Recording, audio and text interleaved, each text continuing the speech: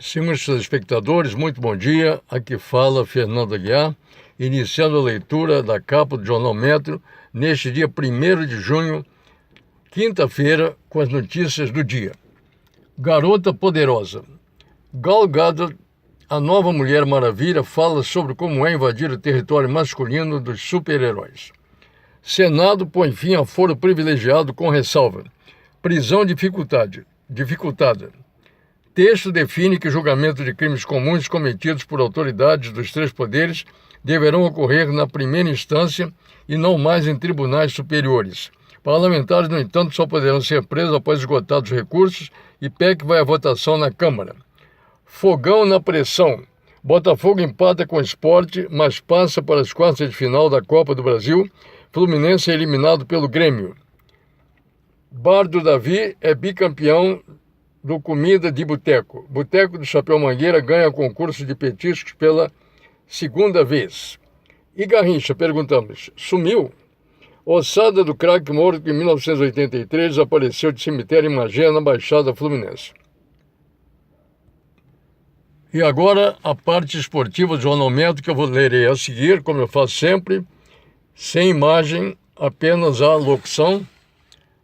E aqui está a parte esportiva. E vamos à leitura da parte esportiva nesta quinta-feira, dia 1º de junho. Estamos iniciando o mês de junho. Até já. Botafogo segura o Leão e se classifica. Copa do Brasil.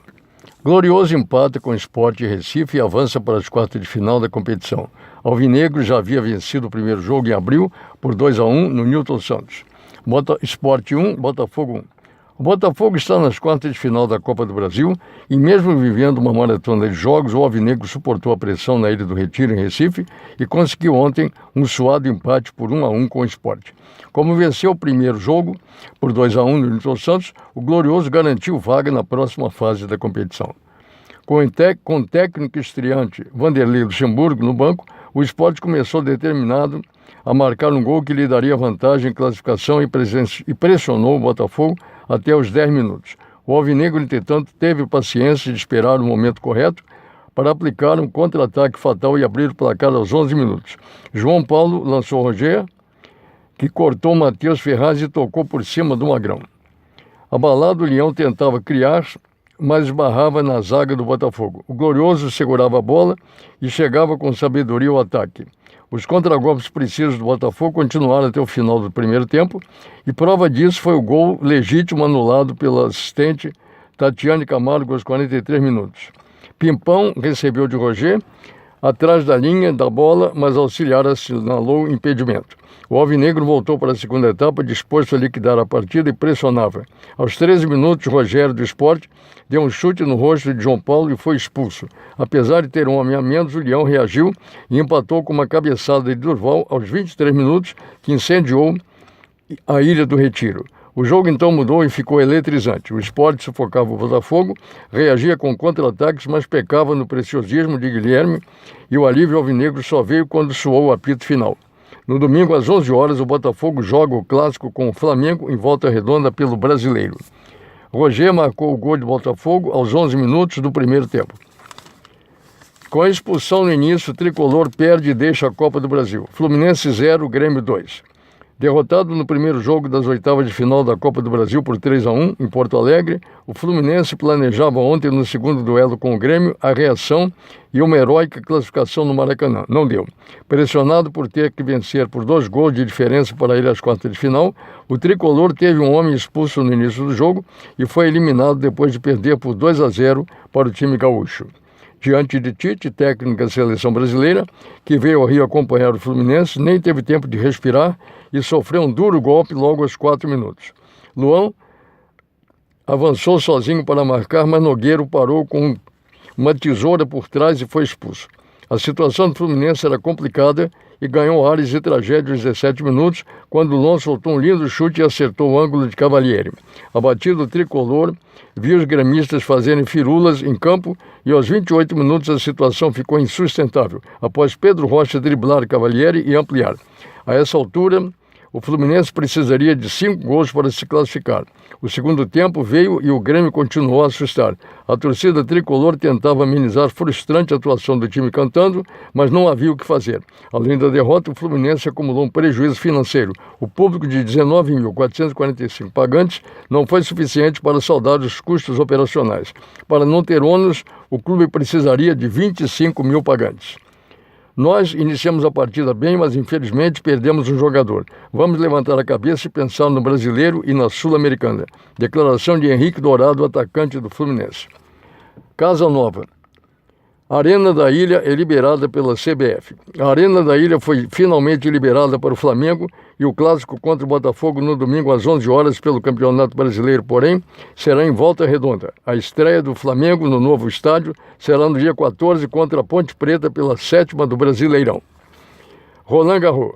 Tomás Bellucci é eliminado. Principal esperança francesa em Roland Garros, após a eliminação do Geoffrey Tsonga, Lucas Pouille venceu o brasileiro Tomás Bellucci na segunda fase do Grand Slam com vitória de 3-0, parciais de 7-6, 5, 6-1 e 6-2.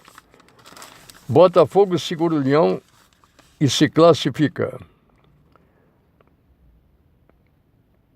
Nós acabamos de ler essa notícia, perdão. Vitor Ramos. Inter pode ser expulso da Série B por falsificação. Após sonhar com a revogação do rebaixamento no Tribunal Suíço, o Inter pode ser excluído da Série B pela Corte Brasileira. Inquérito do Superior Tribunal de Justiça Desportiva apontou que e-mails usados pelo Inter no caso Vitor Ramos foram adulterados. No documento, que teve como relator Mauro Marcelo, a exclusão do clube da competição é sugerida. A Procuradoria do Supremo Tribunal decidirá se o Inter será julgado ou não. A investigação rastreou o caminho do e-mail protocolado pelo Departamento Jurídico Colorado na petição enviada ao STJD em dezembro. O inquérito aponta o empresário de Vitor Ramos, Francisco Godoy, como responsável por adulterar as mensagens trocadas entre o Vitória e a CBF sobre como proceder em relação à inscrição do zagueiro que pertence ao Monterrey, estava emprestado ao Palmeiras e seria emprestado ao Vitória. Entre Godoy e o Inter, outras 3 partes receberam as mensagens alteradas, entre elas o Monterrey. Ontem, advogados de 14 clubes da Série A do Brasileiro publicaram carta aberta mostrando revolta pelos procedimentos do relator. E vamos agora a mais algumas notícias logo após um rápido intervalo. A água que você bebe, o alimento que você consome, o ar que você respira, quanto mais puros, melhor. Só depende de você. Faça a sua parte, economize, não desperdice, zele pela natureza. Doe sangue. Você pode salvar muitas vidas, inclusive a sua. Pense nisso. Doe sangue. Salve vidas. O mistério de Garrincha. Restos mortais desapareceram. 2 filhas dos 9 do ex-jogador já concordaram em autorizar a exumação das ossadas em 2 túmulos do cemitério Raiz da Serra, em Magé. Em vida, ele experimentou extremos. Da infância pobre, chegou à fama. Garrincha, o gênio das pernas tortas, conquistou 2 títulos mundiais com a seleção brasileira e foi ídolo do Botafogo. Mas do estrelato foi a miséria, vencido pelo alcoolismo, morreu na pobreza aos 49 anos. Enterrado em 1983 no cemitério Raiz da Serra, em Magé, na Baixada Fluminense, a ossada do ídolo do futebol desapareceu. O corpo de Manuel Francisco dos Santos, mundialmente conhecido como Garrincha, foi enterrado na sepultura da família, que é coletiva e fica na parte inferior do terreno do cemitério municipal. 2 anos depois, a prefeitura construiu outro túmulo para homenagear o jogador, e o problema é que até hoje ninguém sabe ao certo se a exumação ocorreu de fato. Agora a Prefeitura de Magé quer abrir a sepultura da família e fazer o exame de DNA nos restos mortais para saber onde estão os do jogador. A dúvida se a sepultura tem restos mortais do craque Garrincha. Até a data da morte errada. Uma das filhas de Garrincha, Rosângela Santos, de 63 anos, ficou sabendo do sumiço ao visitar o túmulo que iria passar por reforma. Na sepultura da família, até a data da morte do craque, está errada. Em vez de 1983, foi colocado 1985. E a frase na lápide também pode não estar correta. Afinal, ninguém sabe se é realmente lá que descansa em paz aquele que deu alegria ao povo. Rosângela diz que está disposta a autorizar a exumação, assim como sua irmã, Maria Cecília Santos. Meu primo, que é dono do túmulo, falou que ele não está mais lá. Quando outro parente faleceu, exumou o corpo e não tinha nenhuma fila questionada. Um corpo não pode sumir assim, não é mesmo? Diz Rosângela, indignada. O prefeito de Magé, Rafael Tubarão, afirma que está prestando assistência à família. Em 1985, teve uma suposta exumação do corpo de Garrincha, levando para outro túmulo, onde lá atrás fizeram homenagem. A gente está conversando com a família, que é responsável pelo túmulo, para fazer a exumação, disse, tenta explicar Rafael Tubarão. O anjo das pernas tortas, Garrincha, morreu em decorrência de cirrose hepática e teve 14 filhos reconhecidos. 9 estão vivos e um deles é sueco, concebido durante uma excursão do Botafogo ao país europeu em 1959. Garrincha, em 61, jogava pelo Botafogo.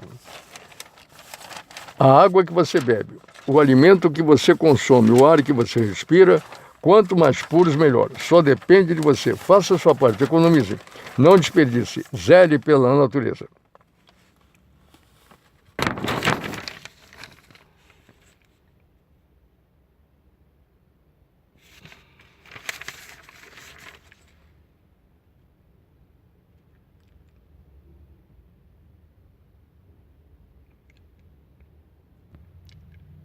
E aqui a última parte do Jornal Metro. Está tudo dominado. Vamos ver aqui.